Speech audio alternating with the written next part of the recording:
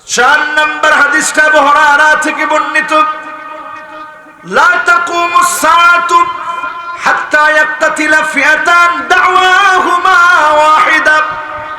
ততক্ষণ পর্যন্ত কিয়ামত আসবে না, একই দেশে একই রাষ্ট্রে মুসলমান ভাই ভাই হওয়ার কথা ছিল, শুধুমাত্র ক্ষমতার দ্বন্দ্বে, চেয়ারের দ্বন্দ্বে মুসলমান যখন মুসলমানকে মারবে, আল্লাহর হাবিব বলছে পরিষ্কার ভাবে বুঝে নিবা কিয়ামতের সময়টা সন্নিকটে। ঠিক না বেঠিক?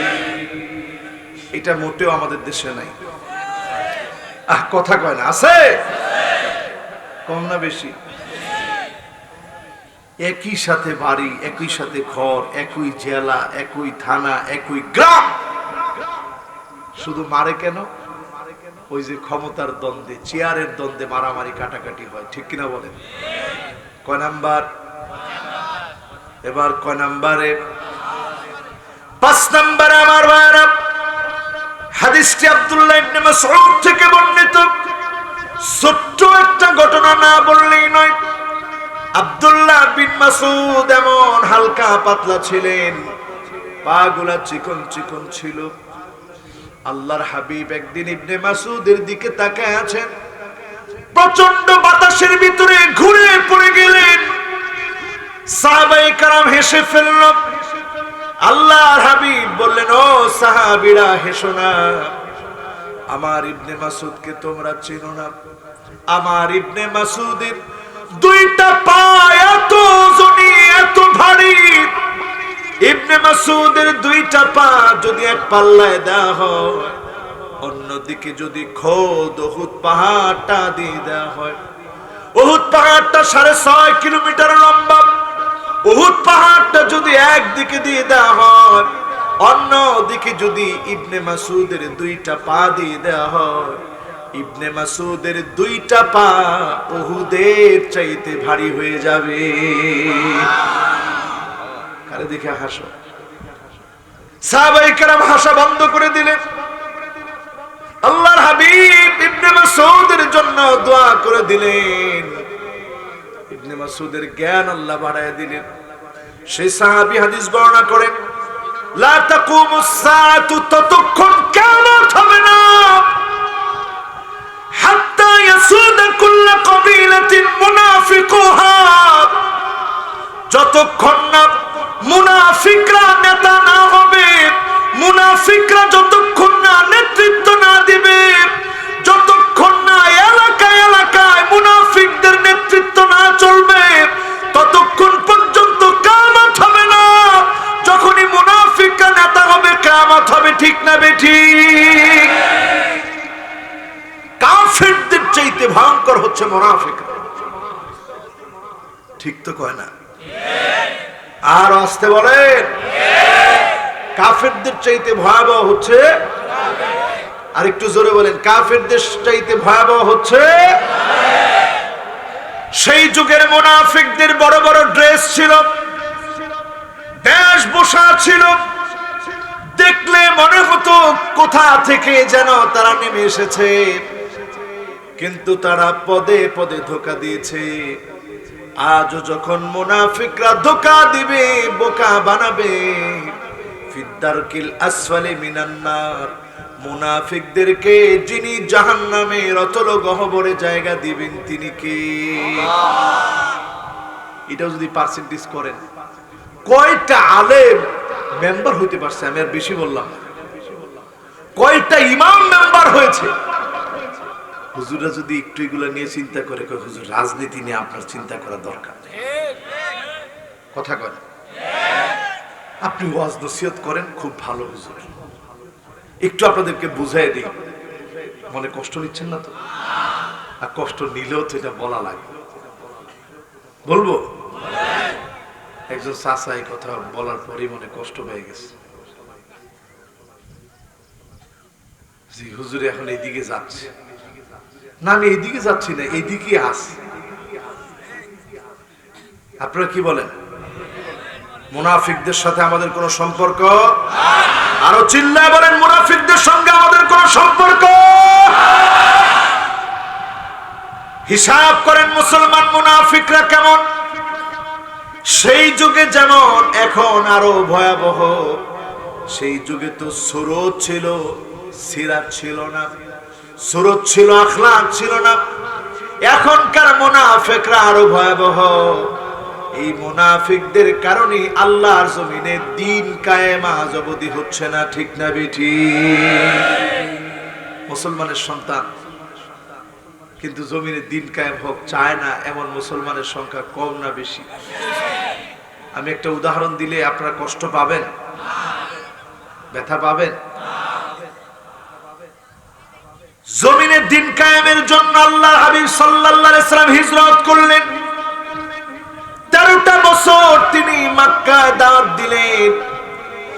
রাহমাতুল লিল আলামিন কেমন জুলুম করা হয়েছে। উতবা বিন আবী মুঈত নবীজির কণ্ঠনালী ধরে নবীজিকে এভাবে উঁচা করে ফেললেন। 11 বছর বয়স তখন হযরত আলী দৌড়ে এসেছে বাধা দেওয়ার জন্য। কাফেরদের বড় বড় সান্ডা নেতাগুলা আল্লাহর হাবিবকে কষ্ট দিচ্ছে। কেউ আল্লাহর হাবিবের জামা ধরে উঁচু করে ফেলতেছে, কেউ নবীজির কণ্ঠটা ধরে উঁচু করে ফেলতেছে, শ্বাস ফেলতে পারে না আমার নবী। একটা লোক পক্ষে বলে না। কেউ এসে ঘুষি মেরে আঘাত দেয়, কেউ এসে রাহমাতুল লিল আলামিনের কলারটা চেপে ধরে, কেউ এসে পিছনের দিক থেকে নবীজিকে আঘাত করে।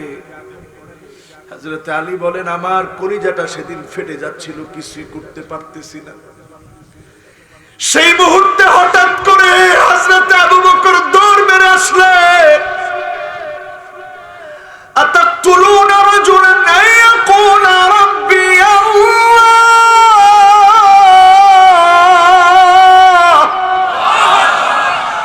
ওই লোকটাকে কি তোমরা হত্যা করে ফেলবে যে বলে আমার রব আমার আল্লাহ? বলে আবু বকর আমার নবীকে টেনে নিয়েছে কাছে। সঙ্গে সঙ্গে ওই কাফের কুফফারদের মনে কোনো দয়া নাই। হযরত আবু বকরের চোখের ভিতরে এমন বেদরক গোসা দিয়েছে,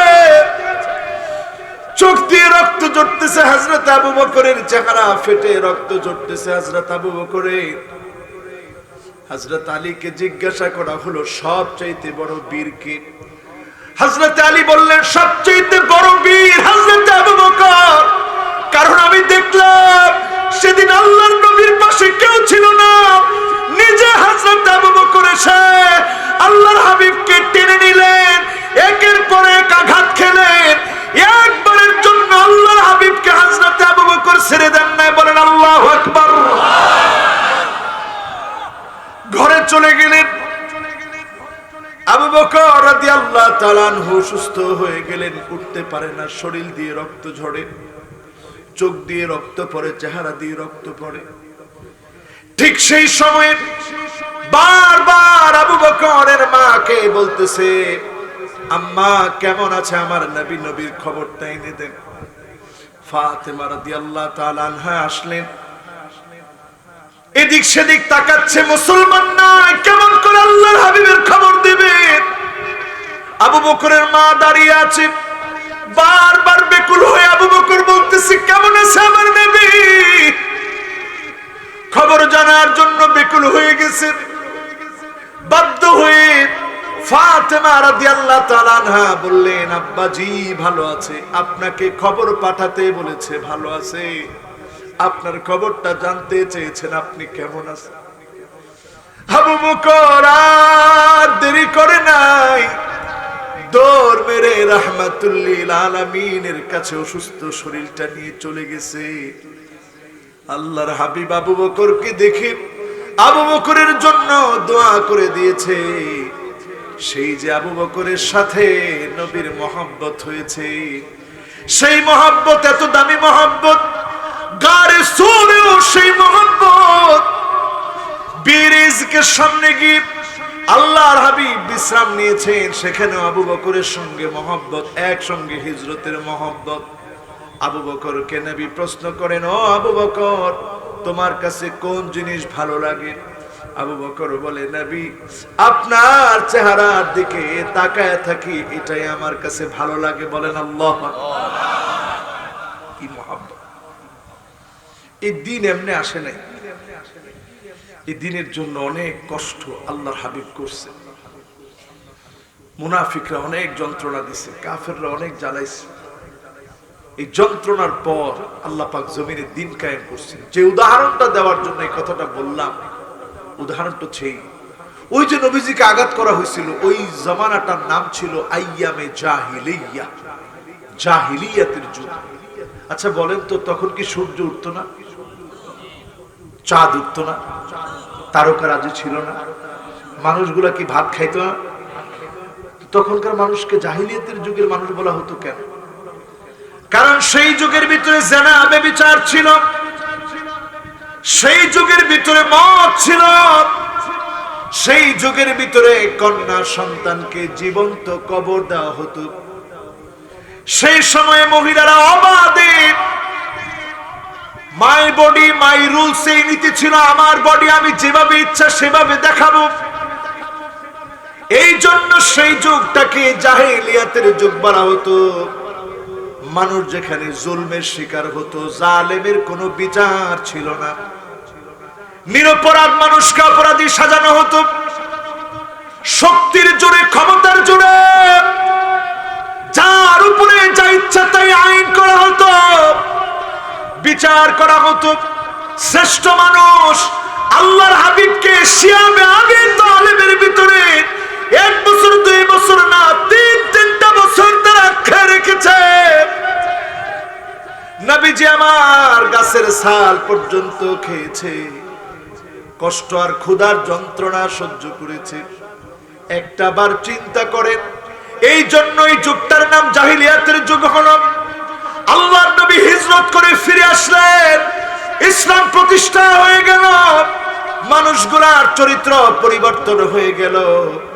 আজকে যদি একটু হিসাব মিলান, আমাদের সমাজের দিকে তাকায় দেখেন, মদ টদ আসেনি, নিরপরাধ মানুষের উপরে মামলা হামলা আসেনি, মিথ্যাচার জুলুম নির্যাতন আসেনি।